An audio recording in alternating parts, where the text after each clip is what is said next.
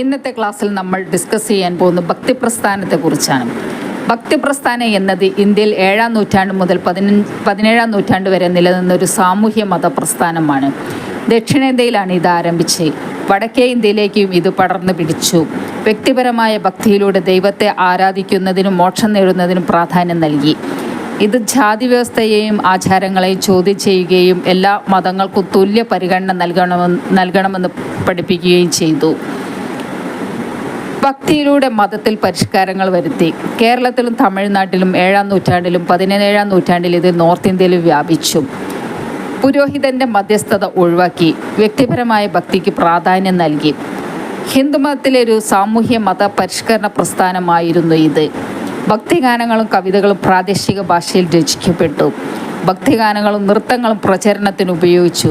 ഭക്തിപ്രസ്ഥാനം ദക്ഷിണേന്ത്യയിൽ ആൾവാർമാർ, നായനാർമാർ എന്നീ ഭക്തകവികളിലൂടെയാണ് വളർന്നത്.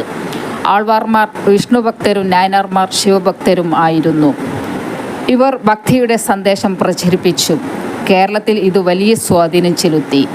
15-ാം നൂറ്റാണ്ടോടെ കേരളത്തിൽ ഇത് കൂടുതൽ ശക്തമായി. ഭക്തിപ്രസ്ഥാനം ഭാരതീയ സംസ്കാരത്തിനും മതത്തിലും വലിയ സ്വാധീനം ചെലുത്തി. ചുരുക്കത്തിൽ ആത്മീയവും സാമൂഹികവും സാഹിത്യപരമായൊരു പരിഷ്കരണ പ്രസ്ഥാനമായിരുന്നു ഇത്. 12 ആൾവാർമാരും 63 നായനാർമാരുമാണ് ഉണ്ടായിരുന്നത്. ഒരു നിശബ്ദ സാമൂഹിക വിപ്ലവമായിരുന്നു ഇത്. ഒരു പുരോഹിതൻ്റെ മധ്യസ്ഥതയില്ലാതെ ദൈവത്തോട് നേരിട്ടുള്ള ഭക്തി പ്രസംഗിച്ചു.